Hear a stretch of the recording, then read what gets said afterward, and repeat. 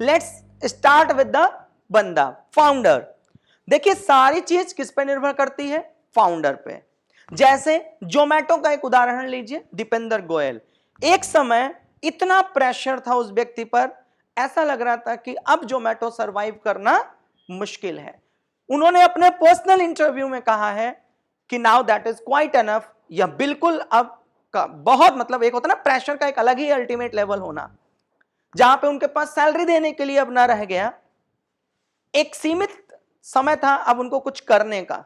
लेकिन उसके बावजूद भी उस व्यक्ति ने स्ट्रैटेजी, मैन पावर, अपनी कंपनी का फंडामेंटल कुछ बुनियादी चेंज, जो इन्वेस्टर एग्जिट लेना चाहता था उसको सेफ एग्जिट, बुरे समय में भी एग्जिट। हाँ भैया तुम ठीक हो। क्यों? क्योंकि याद रखिएगा, जब भी तालाब में पानी कम होगा तो पहले कौन भागेगा? मेढक। मछली अंतिम तक बनी रहेगी। तो वहां पर क्या हुआ, उन्होंने लास्ट तक आज जोमेटो को उन्होंने प्रॉफिटेबल बना दिया। तो अब आप सोच के देखिए कि इस पूरी लड़ाई में फाउंडर ही तो सब था। तो इसका मतलब आपने बेट जो लिया था वो जोमेटो पे नहीं लिया था, आपने दीपेंद्र गोयल पे लिया था। और यही कारण है कि जब वो कंपनी प्रॉफिटेबल बनी तो शेयर फटाफट 74 रुपए से भागकर 300 पे ट्रेड कर रहा है। 2 साल पहले 74 रुपीज पे ट्रेड कर रहा था। Is it fine? क्लियर हो गया? अब यहां दूसरी चीज सुनिएगा, जब भी कभी भी कोई बात सुनिए तो कोशिश करिए अपनी हैबिट में लाइए फैक्ट्स चेक करने का।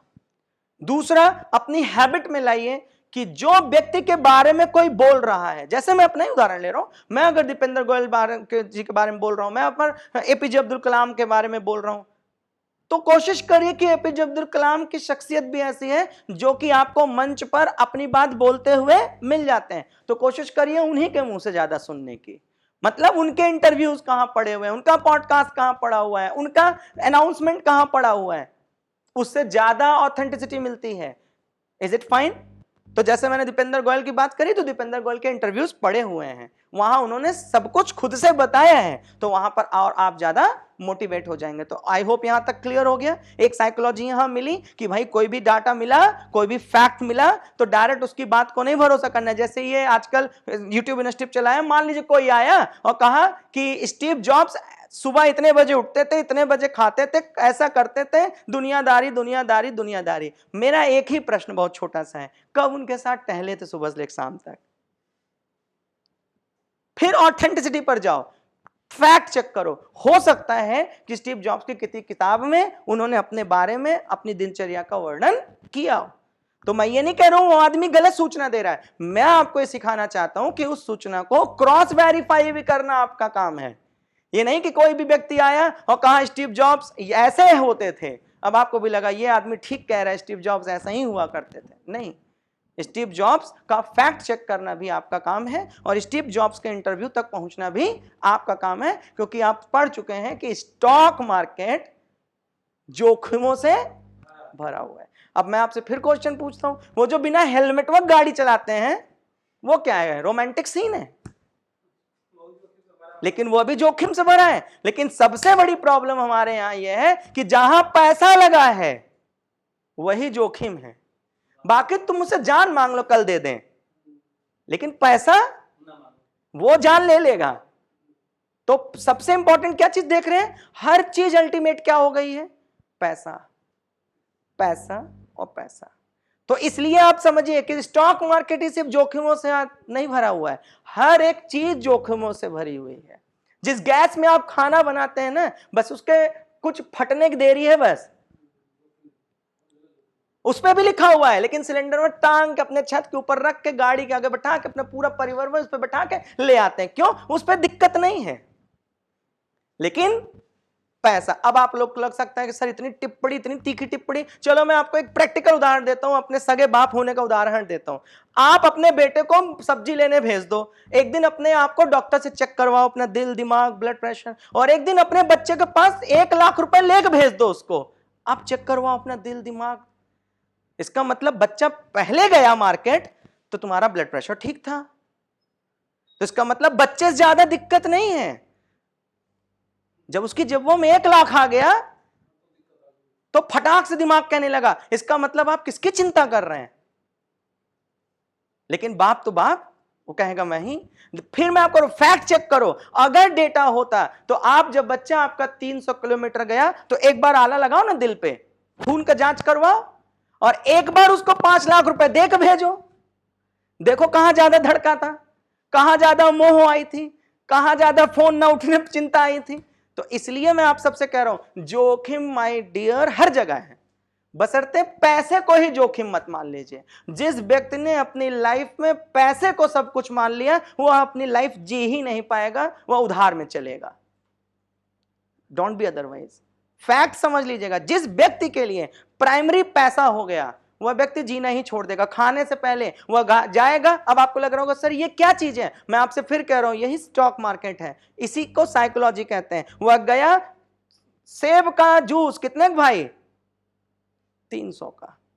पीते ही उसका उतना खून जल जाएगा जितना सेब उसको खून नहीं बढ़ाएगा। क्यों? 300 रुपए।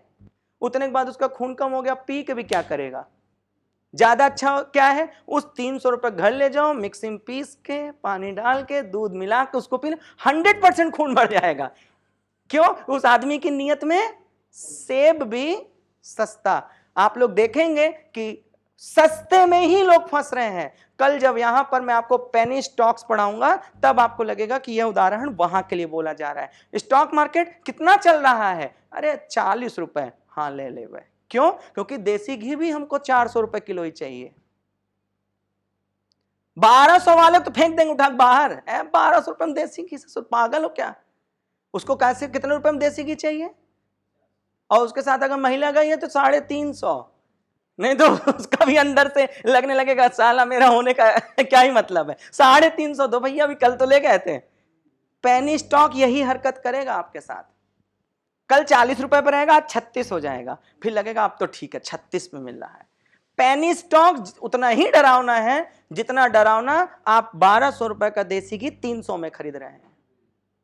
तो पेनी स्टॉक लगेगा खूबसूरत, क्यों? सस्ता है। लेकिन सस्ते की वजह से आप वहां क्वांटिटी ट्रेड कर देंगे। अगर जी 50 रुपए मिल रही है तो 1000 खरीदने में क्या बुराई है? लग गया वहां 50,000। लेकिन वही 50,000 रुपए एक दौड़ते हुए रेस के घोड़े पर लगाना टफ है, क्योंकि वो 400 रुपए ले रहा है। तो समझे आपको कल ये जो उदाहरण है, जब भी पेनी स्टॉक्स मिले, अब यहीं पर केस स्टडी सुनिए, रिसर्च करिए। क्या इस बात को मानना ठीक है कि पेनी स्टॉक्स मतलब छोटे स्टॉक्स? देखिए 3 तरह के पढ़ेंगे अभी आगे। पहला लार्ज कैप, मतलब जो बहुत बड़ी हैं। फिर मिड कैप, मतलब जो थोड़ी छोटी हैं। फिर आता है स्मॉल कैप, जो एकदम छोटी हैं। उसी में एक वर्जन है पेनी स्टॉक्स, जो एकदम में छोटी है, अभी अभी पैदा हुई है। राइट? तो क्या पेनी स्टॉक्स में निवेश करना गलत है? तो आप यहां पर, मैं ये नहीं सिखाना चाहता हूं कि पेनी स्टॉक्स अगर 40 रुपए का है तो निवेश मत करिए। मैं कह रहा हूं कि अगर उसको बेहतर फंडामेंटल है, बेहतर टेक्निकल है, बेहतर फाउंडर है, बेहतर किताब है, तो अपना पैसा एमआरएफ को देकर छोड़ जाओ। 25 साल में वो 1,85,000 रुपए का ट्रेड हो जाएगा, 1,85,000 का ट्रेड हो जाएगा। क्लियर हो गया? बजाज को देकर चले जाइए, 4,000 पे ट्रेड करेगी। तो आपको क्या सीखने को मिला कि it is not all about the game of fixed mindset. Fixed mindset नहीं बना लेना कि उस दिन कहे थे एक बार 45 रुपए का है नहीं छुएंगे, लो फिर कोई आपसे पूछ देगा कहां पढ़ते हो। देखिए आप लोग सब शिक्षक भी, इस बात को भी समझिए मैं क्या कहना चाहता हूं। अगर शिक्षक होने की सबसे बड़ी प्रॉब्लम यह है कि उसका पूरा घर परिवार जिम्मेदारी अपने सर पे आ जाती है। कैसे आ जाती है उसको सुनिए। आप खाली गलत कॉपी चेक कर दीजिए, पूरा परिवार सारा कुछ छोड़ छाड़ के आपके पास आ जाएगा। क्यों? हम ह्यूमन थोड़ी ना है, हम लोग भगवान हैं, हम लोग गलतियां नहीं कर सकते। तो आपको भी इस चीज को लेकर के यहां पर साइकोलॉजिकल समझना होगा कि जब तक आप किसी भी पूरी किताब को, किताब मतलब कंपनी का जो किताब है जिसमें आप पूरी बुक्स देखते हैं, इंटर देखते हैं, क्या क्या उसमें लिखा गया है, तो उसको बिना पढ़े आप कभी भी प्रवेश मत करिएगा। उसी में एक दूसरा उदाहरण आपको देते हैं। सुजलॉन का नाम आपने सुना होगा, पावर सेक्टर की कंपनी है। मैं उनके फाउंडर पर 3 साल पहले यूट्यूब पर वीडियो बनाया था, जिस समय मार्केट में उनका प्राइस ऑफ शेयर 4 रुपए, 12 रुपए, 13 रुपए पर ट्रेड कर रहा था, 13 रुपीज पे ट्रेड कर रहा था। मैंने डंके की चोट पर उस फाउंडर को इतना ज्यादा रिसर्च किया था कि मैंने उसके बाद यह कहा था कि यह फाउंडर इतना ताकतवर है कि यह पूरी कंपनी को कहीं से कहीं पहुंचा सकता है। आप इस बात को मानेंगे कि 8,000 करोड़ से ज्यादा का नुकसान, डेट, कर्ज ना, उतना कर्ज उसके ऊपर था और उस व्यक्ति ने आज उस कंपनी को प्रॉफिटेबल बना दिया। तो कर्ज होना गलत थोड़ी ना है यार, 8,000 करोड़, 10,000 करोड़। कैपेबिलिटीज होनी चाहिए आपके अंदर। अगर आप कैपेबल हैं तो आप काम कर ले जाएंगे। कैपेबिलिटीज होनी जरूरी है। क्लियर हो गया? यहां तक समझ आ गया? दूसरा उदाहरण मैंने सुजलॉन का दे दिया। तीसरा उदाहरण, क्या मैं किंगफिशर की बात करूं? विजय माल्या। देखो फाउंडर चल रहा है, तो क्या फाउंडर विजय माल्या नहीं है? क्या अनिल अंबानी नहीं है? तो आपको यह बात अब सुनिश्चित हो गया कि कंपनी का फाउंडर सबसे बड़ा रोल प्ले करता है। कंपनी के हिरार्की में वह जो फाउंडर है, जो सीईओ है, जो एमडी है, जो उसकी टीम है, वो बहुत बड़ा रोल प्ले करती है। आई होप मैं समझा ले गया। कहीं से कोई डाउट? चलिए एक कदम आगे चलते हैं। सिर्फ कंपनी के फाउंडर्स के बारे में बात हो रही है, तो मैं आपको थोड़ी सी कुछ झलक कंपनी के फाउंडर के बारे में बात करता हूं। देखिए, जिस समय कंप्यूटर स्टेबलाइज्ड हो रहा था, जिस समय सॉफ्टवेयर की मार्केट आ रही थी, उसी समय किसी व्यक्ति को दिखाई दिया कि आगे भविष्य ऐसा ही होगा। तो एक व्यक्ति अजीम प्रेम जी विप्रो नाम की कंपनी लाते हैं और आज दुनिया में इसका नाम हो गया। कौन ले गया? एक व्यक्ति।